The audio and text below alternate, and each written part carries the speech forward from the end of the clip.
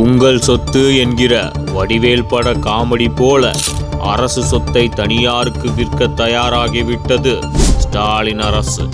ஏழை எளிய மக்கள் குறைந்த செலவில் திருமணம் உட்பட சுப நிகழ்ச்சிகளை நடத்துவதற்காக கட்டப்பட்ட அம்மா மண்டபங்களைத்தான் கூவி கூவி ஏலத்தில் விற்க முடிவு செய்துள்ளார் ஸ்டாலின். சமூக ஆர்வலர் ஒருவர் RTI மூலமாக பல்வேறு கேள்விகளை தமிழ்நாடு வீட்டு வசதி வாரியத்திடம் எழுப்பியுள்ளார். அதற்கு பதிலளித்த வீட்டு வசதி வாரிய அதிகாரி, ஆவடி மற்றும் ஐயப்பாக்கத்தில் உள்ள மண்டபங்களை ஏல முறையில் தனியாருக்கு விற்கும் பணிகள் மேற்கொள்ளப்பட்டு வருவதாக தெரிவித்துள்ளார். திருமணம் உட்பட சுப நிகழ்ச்சிகளை கோடீஸ்வரர்களும் லட்சாதிபதிகளும் தான் கொண்டாட வேண்டுமா?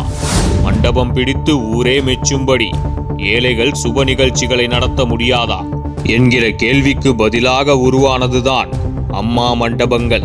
குறைந்த செலவில் எளிய மக்கள் தங்கள் வீட்டு சுப நிகழ்ச்சிகளை இந்த மண்டபங்களில் நடத்தி கொள்ளலாம். இதன் மூலம் அரசுக்கு வருவாய் கிடைக்கும்.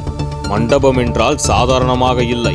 தரைதளத்தில் பிரம்மாண்ட சமையல் கூடங்களுடன் 400 முதல் 500 பேர் வரை அமர்ந்துண்ணும் வசதி இருக்கும்.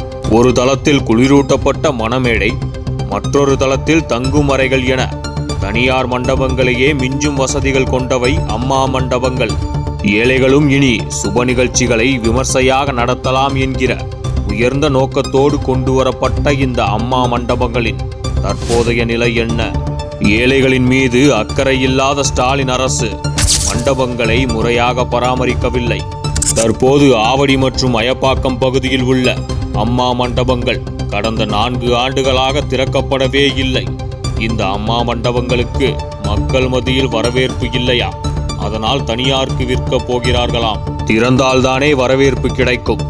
அரசு சொத்தை தனியாருக்கு விற்கும் முடிவை யாரை கேட்டு இந்த அரசு எடுக்கிறது?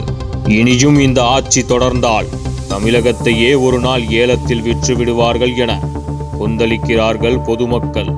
அம்மா மண்டபம் ஏழைகளுக்கு அதிமுக அரசால் வழங்கப்பட்ட பொக்கிஷம். ஆட்சியாளர்களின் செவிகள் இதை கேட்குமா?